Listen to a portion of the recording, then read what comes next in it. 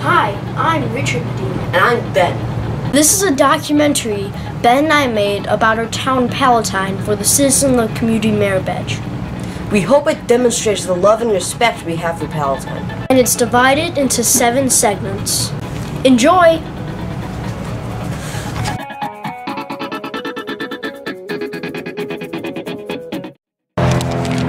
This is the George Clayson House, home of the Palatine Historical Society. It's also a museum depicting Palatine in the 1800s. We're here to interview Marilyn Peterson from the Historical Society. Could you tell us about the history of Palatine? Palatine, the settlers first came about 1850s. The railroad came through in 1853, but it wasn't incorporated until 1866. But it was mostly farmers. Across the street here was a dairy farm, cows. This was the last house in Palatine. Had about 300 people. They all fought in the Civil War. All of them? All the men. Half the town went and fought in the Civil War. 6 of them are buried in Vicksburg. We had the 113th Company E, as that's from Palatine. And then it never really grew till after the Second World War. When the soldiers came back and they had money to buy houses, that's when Palatine started to grow. Otherwise, it was just a small farm town always. Okay, thank you.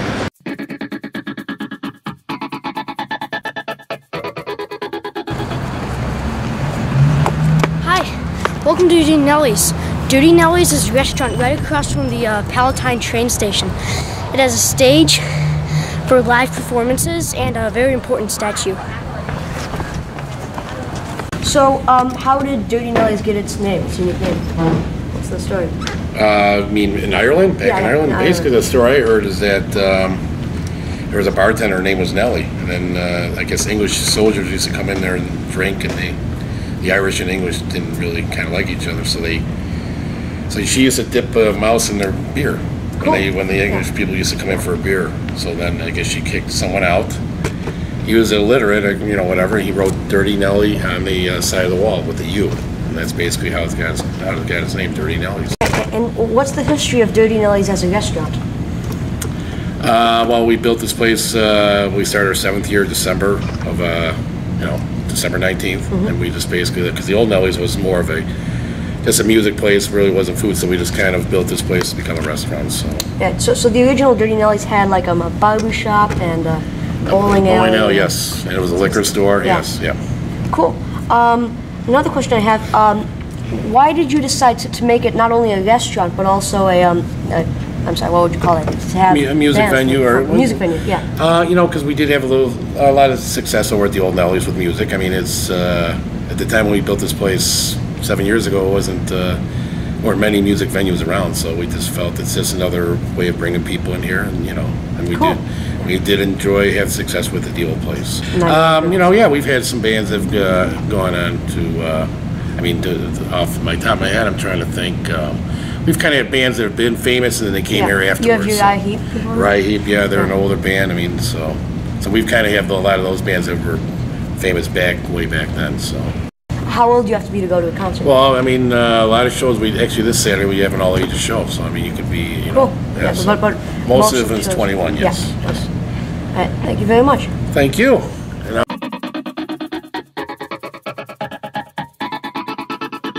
Okay.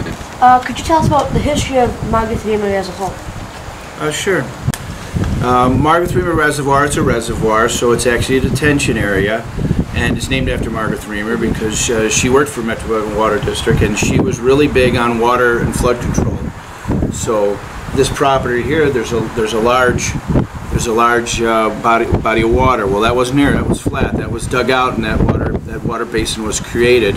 And the spoils, rather than selling it or having to move it off the property, they moved to that end of the property and created the hill. Okay, cool. I'll tell you. Can you tell a little bit more about the hill? The hill is known as the highest elevation in Palatine, and it's actually 836.8 feet above sea level. On a good day, clear day, which is not necessarily today. You can see this Chicago skyline, and obviously it's very popular for sledding. Cool. I don't have any more questions, so thank you very much. Well, thank you. My pleasure.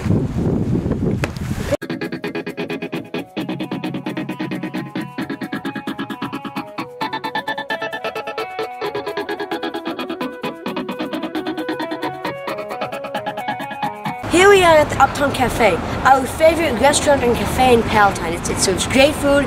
We have a ton of great memories here. It's one of our favorite restaurants in Palatine. Hi, this is Douglas, the manager of the Uptown Cafe. Hi, could you tell us a bit about the history of the Uptown Cafe? Yeah, we got here about 4 years ago. It's the way that we came in the business, the building was vacant, so we talked to the landlord and we made a good deal and we came in and we've been here since 4 years. I have to say is the tuna panini. The panini sandwiches are one of our specialties. You know, everything is homemade, basically 90% of our stuff, as a matter of fact. So yeah, the tuna panini will have to be my favorite. We sell coffee as well. Technically we were just going to be a coffee shop, not a sandwich shop, and along we came down and we decided to put some food on the menu and blah blah blah, and before you know it, the sandwiches became more popular than the coffee shop. Alright. No problem.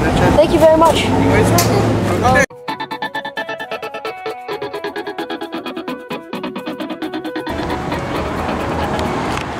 This is Cutting Hall, theater's home in Palatine. They're presently putting on a couple shows, including Into the Woods and My Movie Girl.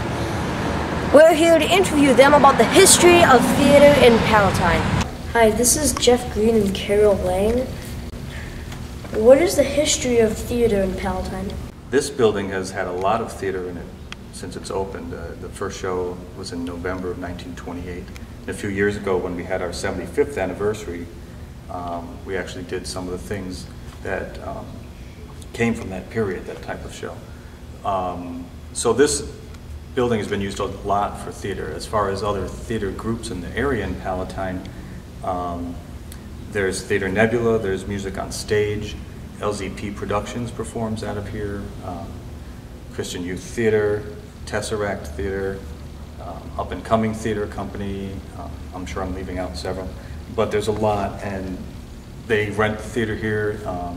I know Music on Stage has been doing theater here, or in Palatine, for over 54 years now.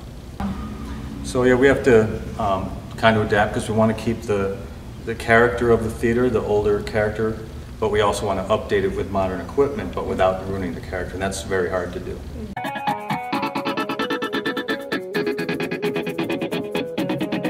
In the basement of Algrim's funeral home lies one of Palatine's best-kept secrets, a Halloween-themed mini golf course which also features retro arcade games.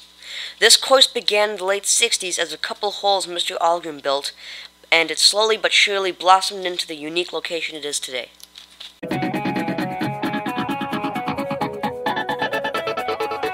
So, what are some of the issues Palatine faces now? Some of the major issues it faces? Well, I think every community is kind of under the same pressure with regards to the economy. I think you look at what's going on with the state is behind on their payments to us, so we're having to continually plug holes where we shouldn't have to be plugging holes. But everybody's in the same shape. I mean, our state is in a financial ruins, so it trickles all the way down to the communities. You know, beyond that, our residents are really hurting. I think there's foreclosure issues in Palatine, as all communities have, and so we're continually having to upkeep those properties, and that's a cost burden to the taxpayer. So we're doing everything we can to stretch every dollar as best we can. Every tax dollar has got to be stretched further and further. Thankfully, we've got a great staff here that's continuing to stay on top of it. What can youth do to help out? We're always looking for volunteers in town. I think, you know, keep in mind the role of the village specifically, the village of Palatine, what we do.